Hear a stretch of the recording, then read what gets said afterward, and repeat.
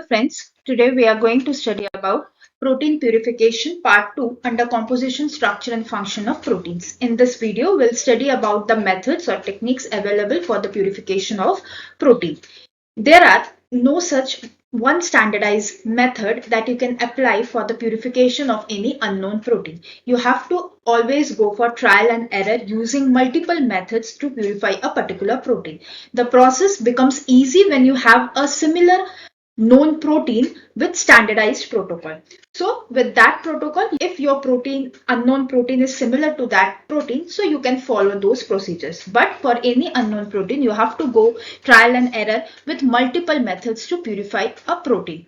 Now, when we use multiple methods to purify a protein, at the last of the purification methods, we'll also study about how we can conclude that now the protein is completely pure and no more purification step will enhance the purity of the protein. So this we'll study after the ends of purification methods. So let's start with the purification method. So first method to purify a protein is salting out method. Now proteins means they are made up of amino acid, and amino acid means these are charged molecules having positive and negative charges. Now whenever we need to purify or separate any unknown protein from a mixture of proteins, then we can separate that protein depending upon its solubility.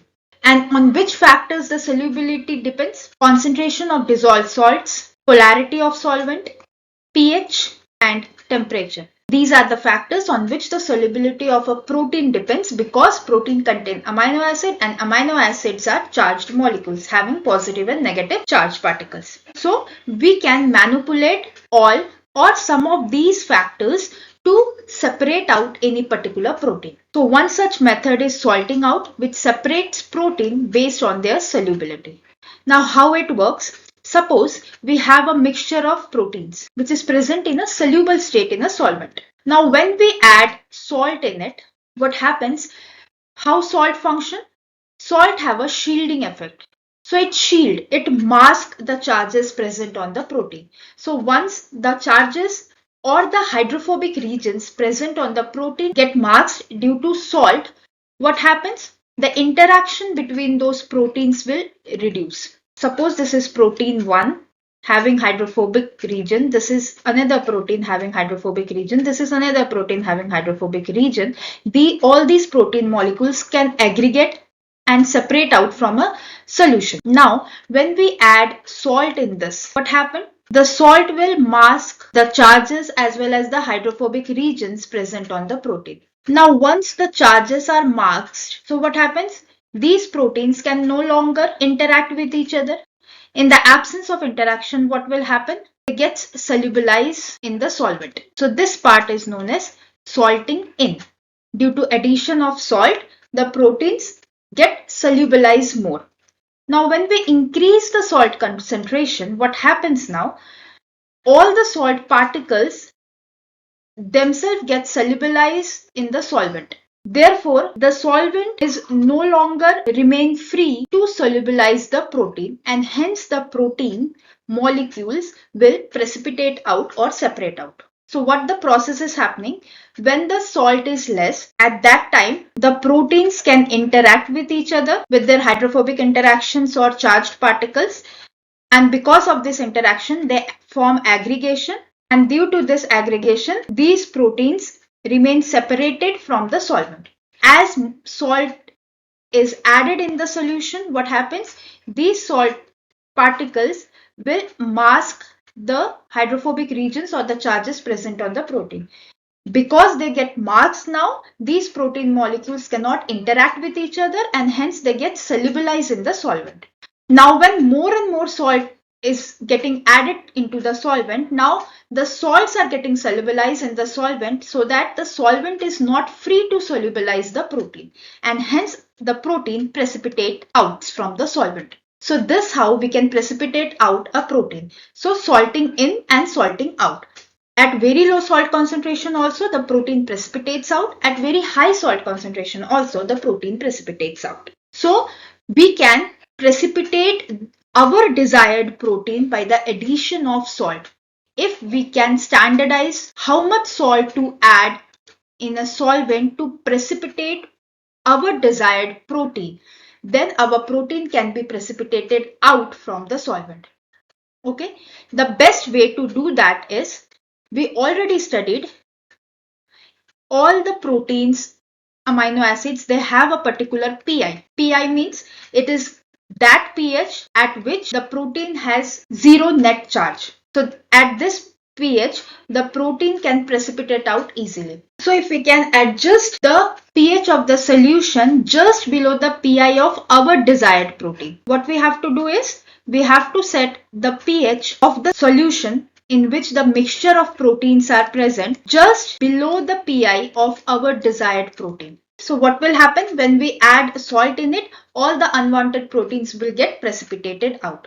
After the precipitation, after the separation of all the unwanted proteins, now the solvent contains only our desired protein. So we can add more salt and raise the pH to the pI at which our particular protein can precipitate out easily. So this how we can separate our unknown protein or protein X from rest of the other protein mixture present in a solvent. Now the next purification method is a chromatography method, which separates protein by their nature of interaction with the stationary phase. Let's understand the basic principle behind chromatographic method, whether it is any kind of a chromatographic method. So in case of chromatography, we have two phases. One is mobile phase, another one is stationary phase. Mobile phase means it is a moving phase. Stationary phase means it is a static phase.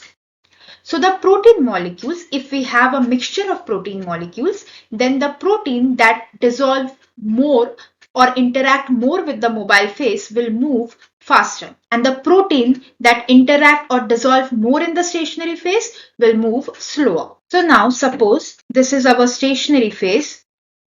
Here the mobile phase is present. Now the mobile phase will move upward through capillary action. Here, if we have a mixture of proteins, suppose protein X and Y.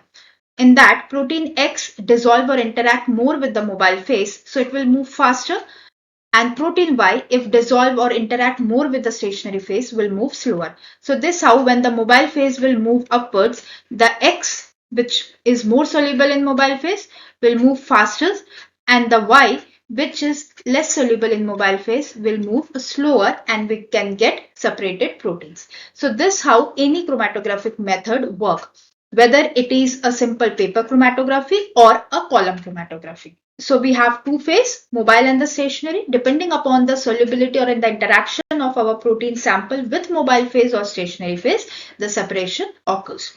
Now, among chromatography, the first chromatography which we'll study is the ion exchange chromatography. So as the name suggests, ion exchange, we can separate protein depending upon the charge present on it.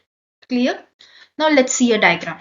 This is what a column, in which for any column chromatography, remember we'll have a column like this. In this, some matrix will be present or the bed will be present, which will hold our stationary phase. Depending upon the type of the chromatography, the stationary phase is modified. We'll add mobile phase, that is a buffer solution, along with our mixture of proteins. So the proteins will get eluted out depending upon the buffer used. Whenever we need to elute out any desired protein, we have to adjust the pH of the solution. By varying the pH of the solution, we can separate our desired protein, because on the pH, the charge of the protein depends. So protein which we need to separate will be dissolved in a buffer at appropriate pH or salt concentration and will be added to the column. Then the column will washed again and again with a buffer. So the proteins will, with low affinity with the stationary phase, will elute out fast, and the protein with high affinity with the stationary phase will elute out slower. By changing the composition of the buffer, that which differs in salt concentration or pH, we can elute out our desired protein. Now in case of ion exchange chromatography, suppose this is a column in which the positive ions are embedded in the stationary phase. Here we have a mixture of protein having positive, negative both. Now when we add this protein in the column, because the column is having positive charge, so it will bind with the negative charge and all the positive charge will elute out faster. Then we can elute the negative charge by decreasing the affinity between this positive and negative. And how we can decrease the affinity? By changing the pH of the buffer or by changing the salt concentration with high salt concentration, because we studied that salt have a masking effect, chelating effect. So it will mask the charge present. Once the charge gets masked, this interaction will no longer exist, because this interaction depends on the charge. Correct? So once you mask the charge, the interaction won't exist and your negatively charged proteins will elute out. Or we can change the pH of the buffer, because the charge also depends upon the pH. So what we are doing here, we are using positive ion to separate the negative ion. So this positive ions, these are cations. These negative ions are anions. So what is happening? We are separating out the anions. So this is called anion exchanger. In anion exchanger, we are separating out the anions. For that, we are using positive ions. The reverse is true for cationic exchanger. Clear? So anions bind to cationic group on anion exchanger. Here we are separating out anions. So this will known as anion exchanger. In anion exchanger, we are separating out anions. Hence we are using cations on the stationary phase. The reverse is for cationic exchanger. Now, in case of anion exchanger, the matrix used is DEAE, that is diethyl amino ethyl. For cation exchanger, the matrix used is carboxymethyl. Why? Because DEAE has positive charge, it can separate out negative charge. CM has negative charge, it can separate out positive charge. So the binding affinity of a particular protein depends on the presence of other ion that competes with the protein for binding to the ion exchanger and the pH of the solution, which influence the net charge of the protein. So as I said, we have to vary the pH of the buffer to elute out our desired proteins. So this is for ion exchanger. The next chromatography method is the hydrophobic interaction chromatography. Now, here the matrix used is octyl or phenyl groups. So what we are doing here, we are separating the hydrophobic proteins or the non-polar proteins from polar protein. So here in the matrix or in the stationary phase, what we have attached? We have attached hydrophobic ligands. So our desired protein from the mixture of protein should have the hydrophobic zone. If our protein is having the hydrophobic zone, then we can separate using hydrophobic interaction chromatography. So what will happen? Other proteins will get eluted out and our desired protein will get attached to the stationary phase. Now, once all other proteins get separated, now we have to elute out our protein from the column so that we can get that protein. So how we can do that? We have to use the buffer having aqueous part mode or decreasing salt concentration. At high salt concentration, these non-polar groups present on the protein surface, they interact with hydrophobic matrix. Once we decrease the salt concentration, this interaction will get weaker and our desired protein will get eluted out. Correct? Or in the buffer, we can use some detergents. Detergent that can dissolve this interaction so that our protein can get eluted out. So now the next type of chromatography is a gel filtration chromatography, which separates the protein molecules depending upon their sizes. So what happens here? In the matrix, we make the matrix having a particular pore size. Now, suppose this is our column having this particular pore size of matrix. Now, when we add a mixture of protein solution, suppose this is one size and this is another size. So suppose we have a mixture of protein solution differ in their sizes. So when we add such solution through this column, what will happen? Because this protein is large in size compared to the pores, so these proteins cannot enter inside the pore. So hence these proteins will make their path from around the pores and they will elute out fast. The green molecules, because they are smaller in size, so these molecules can enter the pores. So they will travel through the pores and hence they will elute out slower. So the protein molecules, which we assume having similar shapes but differ in their sizes, can be separated using gel filtration chromatography, in which we use a specific pore size. So if we can standardize this pore size depending upon range of size of molecules, then we can get a graph, linear graph, by which we can calculate our unknown protein molecular mass. Because gel filtration chromatography separates protein on the basis of their size, that is molecular mass. So if we can standardize the pore size using set of known protein having known molecular mass, And then from that column, when we will elute out our unknown protein, we'll get a graph. So from that graph, we can calculate the molecular mass of unknown protein. So using the gel filtration chromatography, we can also able to know the molecular mass of our unknown protein. The next type of chromatography is the affinity chromatography. Now affinity chromatography means here in the stationary phase, the matrix we will design in a way that will have some ligand which have a high affinity with our protein, so that the other unwanted protein will get eluted out first and our desired protein will get attached to the ligand, and then we can use buffers of varying pH so that we can elute out our protein. Clear? So in case of affinity chromatography, the first is the immunoaffinity chromatography. If our protein is an antigen, then we can use the antibody in the matrix to elute out our protein. So what we do here in the matrix, we will attach antibody to the respective antigen, which is our protein. So in that, when we add a mixture of protein, the antibody is specific for an antigen. So only our desired protein will bind and rest of the protein will elute out in the first row. And then we can elute out our desired protein by changing the pH of the buffer. So in this case, our protein binds with the ligand through non-covalent binding. So this chromatography, what it utilizes? It utilizes the biochemical property of the protein. Therefore, affinity chromatography is more powerful compared to other chromatography which we have studied now for purification of a protein, because it utilizes the biochemical property of a protein. It is one variety of affinity chromatography, that is immunoaffinity chromatography, where we are separating our desired proteins, which is an antigen, by binding with corresponding antibody. One more affinity chromatography variation is a metal chelate affinity chromatography. Here what we are doing, we are using the metal ions, for example, zinc or nickel. This zinc or metal ion we will use as a ligand in the matrix, so that our desired protein will bind to it and get separated out from the rest of the proteins. Here, one metal ligand is there. We have a variety of proteins. So our specific protein will only bind with the ligand, rest will get eluted out. And after that, we can elute out our desired protein.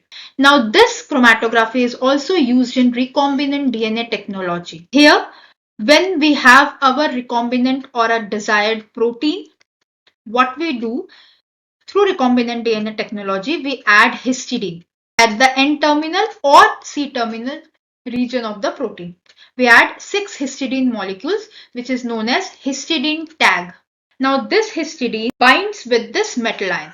So if we want to separate our desired protein from rest of all proteins through recombinant DNA technology, we can add a histidine tag to our protein, either to the N terminal or to the C terminal side. Histidine binds to this metal ion, to the zinc. So what will happen? Our protein will get bind to the metal ion and get separated from rest of all proteins. Once the protein gets separated, then this histidine tag is removed from the final protein. So affinity chromatography utilizes the biochemical property of the proteins. So this chromatographic method is more powerful compared to the other one. Now next chromatography is a HPLC, that is high performance liquid chromatography. This is an automatic technique because of which it has high speed, high resolution and high reproducibility. It is easy to control the flow rate. Flow rate means the rate at which the mobile phase will pass, and it works under high pressure. If we study about its working mechanism simply, so it has a mobile phase from where the mobile phase is entered inside the machine. We will having a degassing unit which helps to remove the air bubble from the mobile phase. Next, we will have a solvent delivery pump which will maintain a constant flow rate of the mobile phase. Then we'll have an injector from where we can introduce our sample solution. Then we have a column where actually the separation will be carried out. Then we have a detector which will detect the separated samples, and we have a workstation where it will give us the reading. Basically, it will give us the graph. So that's how the high performance liquid chromatography or HPLC works. Because it is automated, it gives the advantage of its is high speed, resolution and reproducibility. We can control the flow rate here and it works under high pressure. So this is in short about all the chromatographic methods and on what mechanism that separates our protein.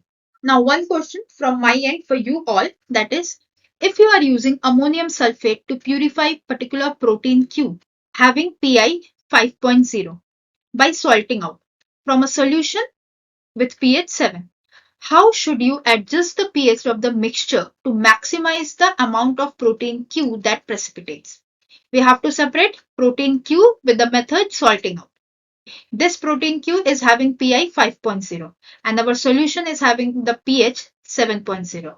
Now, how we can adjust the pH of the mixture so that we can separate out our desired protein? Do let me know in the comment section. If you found the video informative, please do like, share and subscribe the channel and hit the bell icon for the next video notification. Till then, stay safe, stay happy.